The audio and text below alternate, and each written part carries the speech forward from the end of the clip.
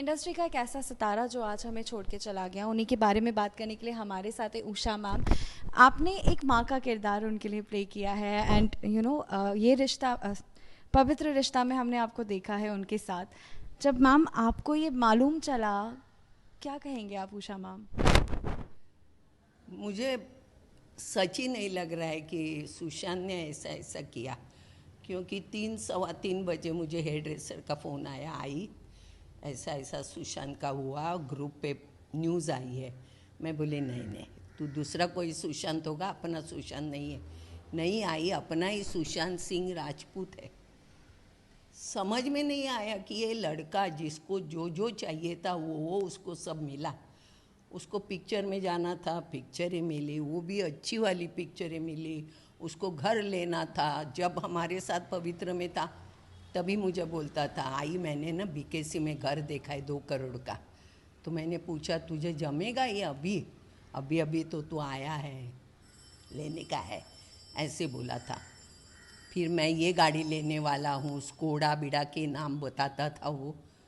सब मिलने के बाद ये बच्चे को क्या हुआ, मेरी समझ में नहीं आ रहा है कि ऐसा क्या हुआ उसके साथ कि जो उसको सुसाइड करना पड़ा। हाँ, जिनके पास काम ही नहीं, पर डे पे काम करके अपना पेट पालते, उनकी बात अलग है। ये बच्चे के पास पैसे नहीं, ऐसा भी नहीं हो सकता है।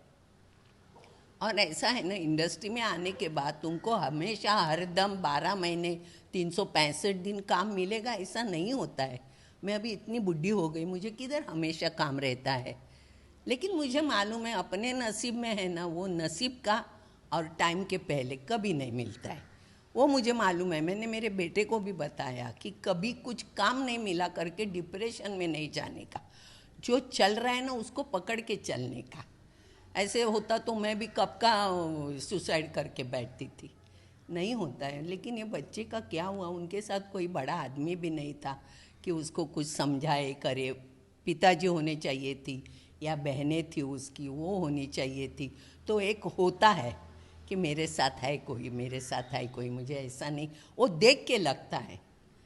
लेकिन ये बच्चे का क्या हो गया, मेरी समझ में ही नहीं आता कि उसको पैसे नहीं, ये सवाल ही पैदा नहीं होता है। कह रहे हैं कि डिप्रेशन का शिकार हुए हैं, डिप्रेशन में थे, बट वो डिप्रेशन का कारण ही नहीं समझ आ रहा। क्योंकि हम हमारी माया नगरी की बात करें तो यहाँ पे तो प्रोफेशनलिज्म को बहुत मायने दिया जाता है। करियर वाइज भी सुशांत पीक पर रहे हैं। सो अच्छी अच्छी फिल्में की उसने, यश चोपड़ा जैसे उनके यहाँ से उसको काम मिलता था, सब अच्छा चल रहा था बिना स्ट्रगल किए। मतलब उसको इतना भी स्ट्रगल नहीं करना पड़ा। लोगों को क्या होता है, स्ट्रगल करना पड़ता है, यहाँ वहाँ भागना पड़ता है, हाथ पांव पकड़ने पड़ते हैं। लेकिन उसको ये नहीं करना पड़ा, उसको सब मिल रहा था। फिर ये बच्चे ने क्यों क्या, मेरी भी समझ में नहीं आता। वो बेचारे उसके पिताजी बूढ़े जो घर में हैं, उनका क्या होगा, वो कैसे सामना करेंगे। मतलब बेटे को अपने बाप का करना चाहिए, वो बाप को अभी अपने उसके बेटे का करना पड़ता है, उसका मुझे बुरा लग रहा है। उषा मैम, आपको ना हमने हमेशा आई बोला है, यहाँ तक कि मानव जो किरदार था उसमें भी वो आई आई आई। सो आपका हमेशा एक बेटे और माँ का रिश्ता सुशांत के साथ रहा है। सो वो रिश्ता कितना प्योर और कितना प्यारा रहा है हमेशा। हम जब सेट पे रहते थे, हमारी घर की बातें चलती थी। यहाँ मुझे सेट पे बड़बड़ बड़बड़ करने की आदत है। सबसे बुढ़ी मैं ही थी उधर, सब में।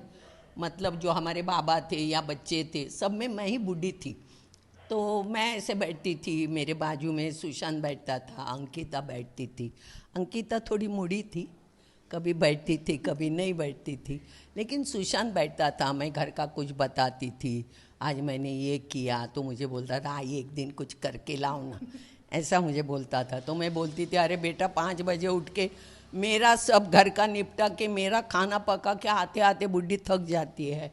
सबके लिए लाना मतलब थोड़ा टाइम चाहिए ना, सबके लिए करके लाने के लिए। मुझे कभी वो टाइम ही नहीं मिला। रात को लेट घर आते थे, फिर भी 5 बजे उठ के सब निपटा के जाने का।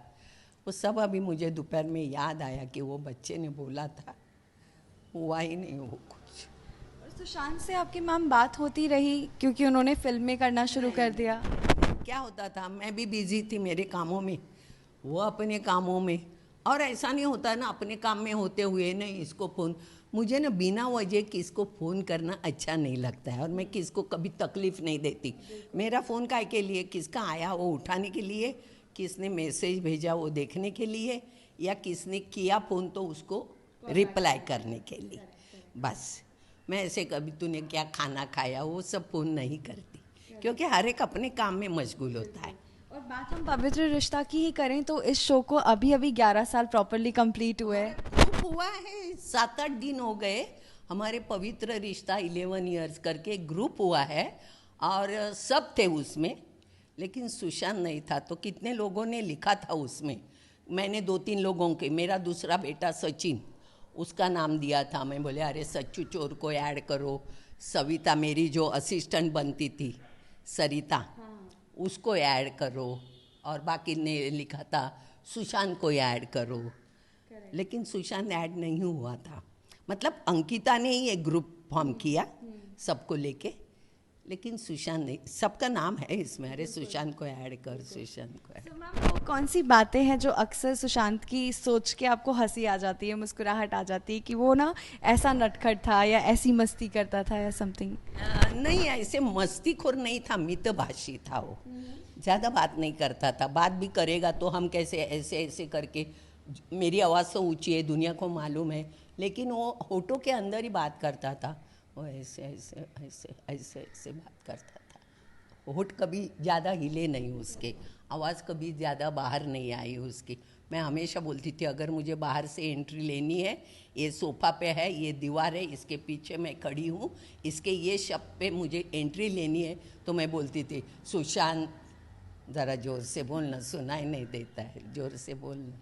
और आपका शो 3 साल ऑलमोस्ट चला है, और एक 2000 सॉरी 5.5 साल चला है, और इस शो ने जो लोगों के दिलों में, जहन में एक इमेज बनाई है। आप तो हमारी सबकी जगत आई हो चुकी हैं।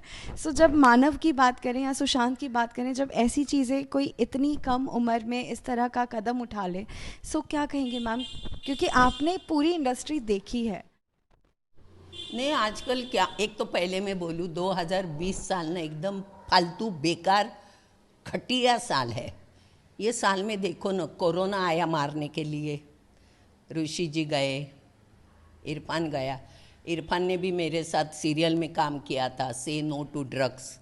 इरफान ने मेरे साथ पुरुष पिक्चर में काम किया था, वो भी मेरा अच्छा दोस्त था। मुझे बोलता था आप बहुत अच्छा काम करते, आपको बहुत फिल्में मिलेगी।